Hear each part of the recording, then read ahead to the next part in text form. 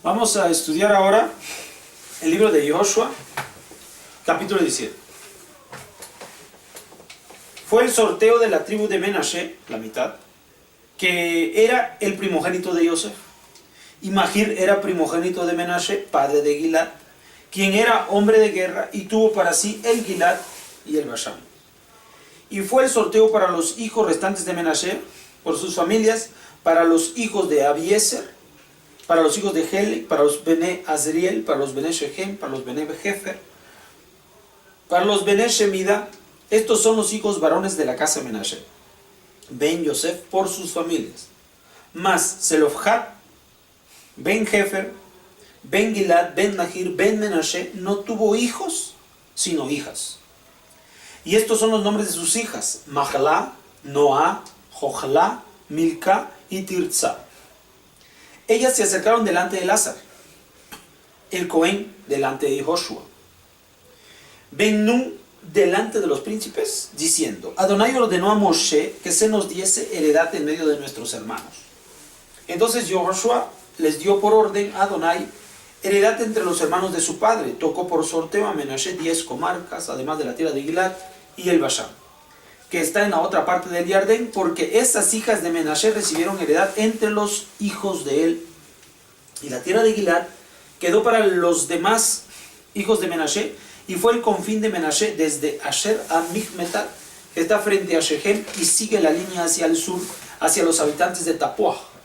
De Menashe era la región de Tapuach, pero Tapuach, aunque estaba en el confín de Menashe, era de los hijos de Efraín.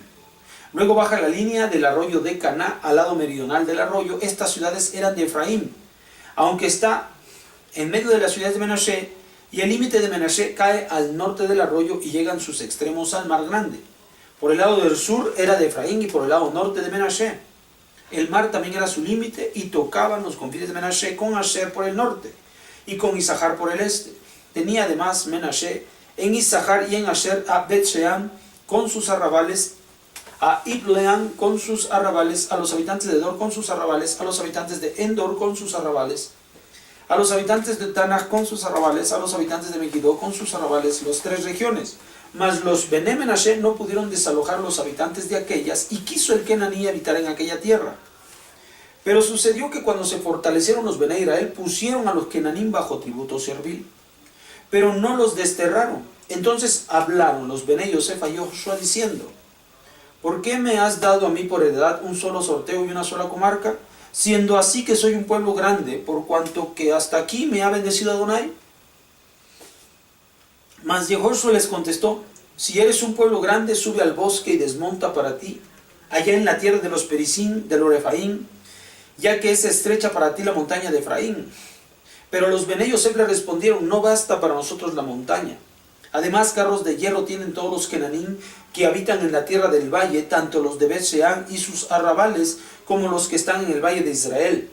Entonces habló Joshua a la casa de Yosef, a Efraín y a Menashe, diciendo: pueblo grande eres y tienes gran poder. No has de tener un solo sorteo, porque la montaña será tuya. Aunque es bosque, tú lo desmontarás, y tuya será toda la extensión, porque desterrarás al Kenaní, aunque tenga carros de hierro y aunque sea fuerte. Bien, este es el capítulo 17 de Joshua, y va a hablar de ciertos temas importantes. En primer lugar, es sobre el reparto de la tierra. Estamos hablando sobre el reparto de la tierra, y ahora se está repartiendo la tierra en los hijos de Yosef, ¿ya? En los hijos de Yosef, que son 2, Efraín y Menashe. En este caso se va a repartir la tierra se va a repartir la tierra de Menashe. La herencia la reciben los hijos varones. Los hijos varones son los que reciben la herencia. Pero hubo el caso de este hombre Zelofehad, en donde él solamente tenía hijas, por lo tanto no había la oportunidad de que heredara la parte que le corresponde a Zelofehad. Si hubiera perdido, hubiera dejado un hombre de heredar su tierra, que Akadosh Baruj Hu prometió. ¿Por qué? Porque tenía hijas. Entonces, esto sucedió mientras los días de Moshe. Ahora que ya se está repartiendo físicamente la tierra, ellas apelan por la promesa que había dejado ya Hashem a Moshe para repartir la tierra de estas 5 mujeres de Zelofejad. Entonces ellas terminan heredando, o sea, aun cuando la herencia es para los varones, en caso de la ausencia de los varones, por supuesto, no puede desaparecer la herencia, tiene que hacerse llegar a las mujeres. En caso de que sí haya varones, entonces las mujeres, como es que heredan, las mujeres van a heredar, van a terminar heredando en los bienes de los que van a ser sus esposos, ¿ya? En aquel tiempo esto era perfectamente entendido y captado, sin ningún tipo de prejuicios o de intereses egoístas de por medio. Ya tienen igual valor tanto hombres como mujeres, solo que esta es la forma en la que se reparte la herencia, pues la obligación del sostenimiento y del trabajo se encuentra en la responsabilidad del hombre en primer lugar. ¿Está bien? Bueno, entonces este es el caso de las hijas de Zelofejad en primer lugar. Y va a hablar de las tierras que van a ser repartidas con sus arrabales, ya te he platicado, que son ciudades junto con los lugares donde se van a sembrar la tierra para que se pueda continuar el desarrollo de esa ciudad.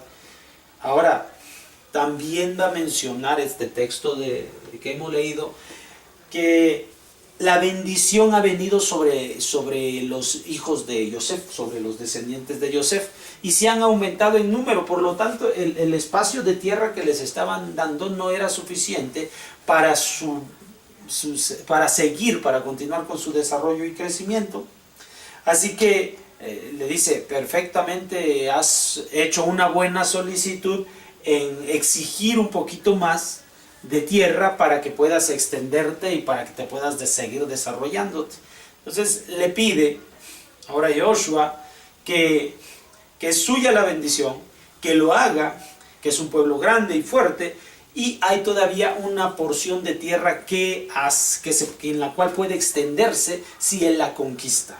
Entonces esto también habla de la esperanza y la vocación que el pueblo de Israel tiene por su desarrollo, por seguir ampliándose, por seguir aprendiendo y expandiéndose. Esto es lo que sucede en esto. Ahora, el argumento que te va a permitir conocer a todo Israel, la bendición de su número es una bendición que viene del cielo, y el desarrollo viene por su fortaleza. La fortaleza que tiene también está en un gran número, en gran medida en el número de su gente, de sus descendientes. Por ejemplo, hoy en día vemos el caso de un país tan fuerte como es China, y esto se debe al número de sus habitantes, de sus miembros. Eso lo hace fuerte, el número lo hace fuerte.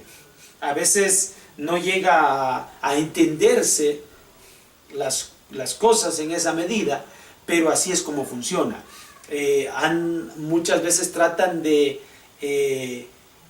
impedir el número de crecimiento de los hijos, porque esto podría venir a ser perjudicial para que la familia se encuentre supliendo todas sus necesidades. Pero de acuerdo a lo que dice la Torá, es exactamente como mejor le suele funcionar. Ahora, los ejemplos de lo que te estoy hablando precisamente ocurre con China. China es una potencia mundial hoy en día y se debe al gran número de su población. Los Estados Unidos ocurre lo mismo. Entonces, a pesar de que se pueda decir de una u otra manera que la disminución del número puede dar mayores ventajas, la Torá y ejemplos en este tiempo nos demuestran que la realidad suele ser distinta. Bueno, entonces esto es lo que trata y narra el capítulo 17 de Joshua. Esto es parte de la historia, bueno conocerlo y bueno entender cómo es que nos hemos estado desarrollando hasta estos niveles. Nos vemos para la próxima. Shalom.